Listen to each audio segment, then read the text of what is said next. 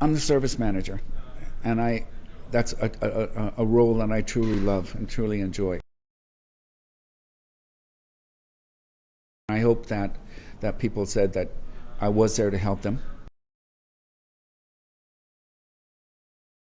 I could show them also that we need to give back, we need to be good corporate citizens, and that hopefully by my example, that was something they would remember me by. I started early 1990, came to work for Cisco in San Jose in a project manager role, and I would work with the WPR agent at that point, and they determine a site. It would be my responsibility to go and negotiate with the local telephone company to find a wiring vendor, make sure that we had all of the proper permits and things that were required. At that point, Cisco was really beginning their expansion and to be able to start opening their offices. I went to almost every 50 states, I think. There were only 2 of us, so we just flew everywhere. And then in 1995, Bill Nudi was appointed the first vice president for the Asia Pacific region, and he asked me if I'd like to come over to Asia on an 18-month assignment to try to open about 10 offices. I found that he was probably the most helpful and most engaging IT person I've ever met. He's been a great business partner for me personally. Probably some of the events I remember the most where he had such a significant value was around the GSX events here in Singapore. And Dave was a key part of that, a real representative for IT globally. And share some insights into what's going on in the IT group. And it's always been like a level, consistent part of Cisco.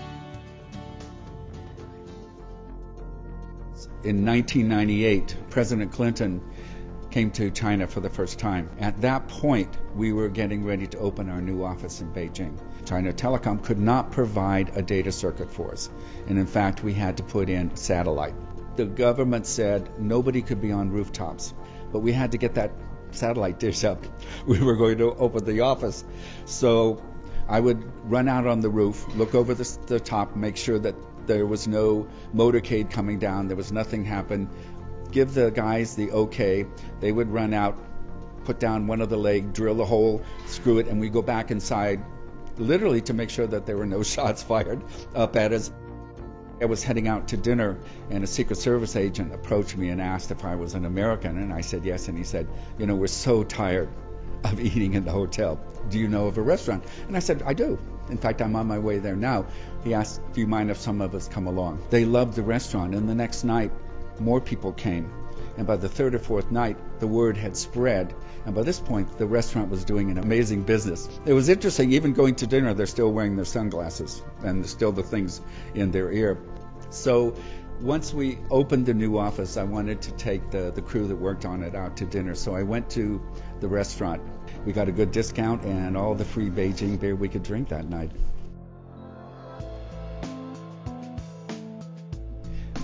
When you look at the technology and look what Cisco can do, and it's amazing. And it was always the thing too, when you say where you work in Cisco and people are, wow. I mean, I remember at the APAC convention here in Singapore, Hillary Clinton is walking through the exhibit. We had an exhibit, and as she came by, and we said, oh, Secretary Clinton, welcome to Singapore, and welcome to Cisco. And she said, Cisco, I love Cisco. And it's like, wow. I mean, even she knew. So David was on multiple roles, right? He was on CareNet, he was on Civic Council, he was on Women's Diversity Team, and he was in all kinds of things. And I was like, look, Dave, when you find the time? And his one statement to me was, I find joy and passion and energy out of the fact that I'm helping others. I end up putting my hand as the chairperson for Civic Council and Community Connection across APJC, and I would say and attribute that a lot to my connection with David and my friendship with David. But through the Asia Civic Council, we've been able to get NGOs here in Singapore approved by Cisco so that we can get matching funds. And we've set up some labs in some of the agencies so that the kids can come after school. Most of these kids come from broken homes. or their parents are in jail or things like that, to give them a place to study and to give them some safety and to involve in mentoring. For the last fiscal year, we actually co-led the inclusion and diversity team, and I think that was one of the first years when actually a man was a co-lead. And he was also the one who basically draw other men into the group, which we found very, very rewarding in the end, because you need men and you need them to be involved. I've become very active here in Singapore called Action for AIDS, which is the AIDS Foundation. And what we're trying to do is educate people. How do you prevent HIV? But if they are positive, what are their options and what can we do to help them? Because of being such a stigma attached to it here in Asia, the people that then test positive, they have nobody to tell. They have nobody to talk to. So I always make sure that my clients, that if they're in that situation, is that this is how you get a hold of me. David has been a very committed and dedicated volunteer here. So for the last 5 years, he has been trained as a counselor, and right now he's actually our senior counselor. So beside providing counseling service to all our clients, he also assists in training our new volunteers. He comes basically every week. I just get so much, I just get so much back from these people. I get so much love from them. You know, they're perfect strangers, but I guess the fact that somebody's not afraid to give them a hug if they need to cry, that give them a shoulder. But I also have a school in rural Cambodia, and if it wasn't for Cisco, that never would have happened. We were just opening the new office in Ho Chi Minh, and the country manager in Vietnam said, "You should go out and see the Mekong Delta." And I said, "Well, that's true, I should." So I was sitting where the tour left from, and a young man and his father were sitting next to me, and he turned and said, "We were here because we had to see doctors."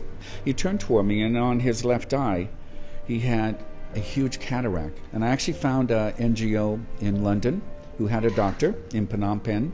The doctor did take care of it. 3 years later, the father had now become the principal of this very rural school. So they took me over to see it, and there were 300 kids. Once I saw this, I felt this. I wanted to help. I would go 3 or 4 times a year and give school supplies like books and things like that. The family was trying to put the older brother through university. I asked the younger boy, Sophia, what was he going to do, and he was going to go get a job. And I said, "No, that's not going to happen. You're too smart. I'll sponsor you. You will go to university and you will get your degree." Then 3 years later, I was also very proud to sit and watch the Prime Minister of Cambodia present Sophia with his diploma. He was in the top 10%. Go and I visit the classrooms, and we do little English lessons and what have you. But I was going to leave, and they said, no, we want to come over to this table that was set up outside. And there was all these boxes. And the boys had spent their own money and bought school supplies in my name. So hopefully the next generation that will go on. So now there's 840 kids in the school. Through my daughters, I asked them to save the children's clothing and get it from their friends and all. Just was there a few weeks ago, and I bought a new school uniform for every one of those children, and it was great. It was great.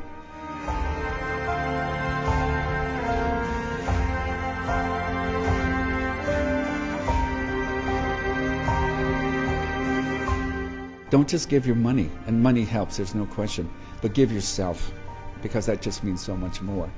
Take a risk, take a chance.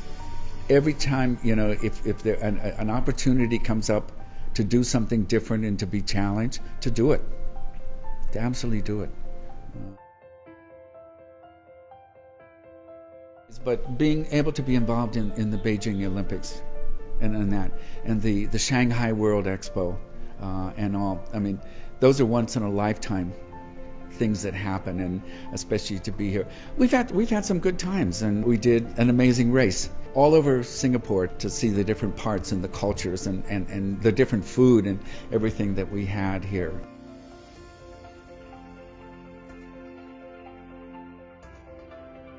I've already moved to Malaysia, in Malacca, and that's where I will be retiring. I have a couple things I want to do. One, I want to get involved with the AIDS Foundation in Malaysia. I'm definitely going to continue to be involved with the school in Cambodia. There's just so many more things that can be done. He was once Santa Claus, and I think he made a damn good Santa Claus. I tell you, he made a very, very good Santa Claus. As a very cheerful person, a very dedicated person, a person that will never say no if you need his help. He's very approachable. He always has a nice word for everyone, and I think that will be dearly missed. He was the one who actually inspired me with regards to giving back to society and community. He's been a constant beacon of really what we should all aspire to be.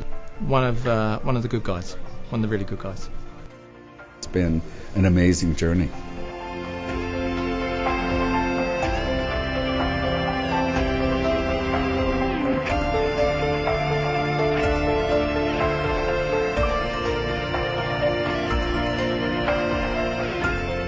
I get a lot from it. I don't know why. Maybe it's my key to heaven.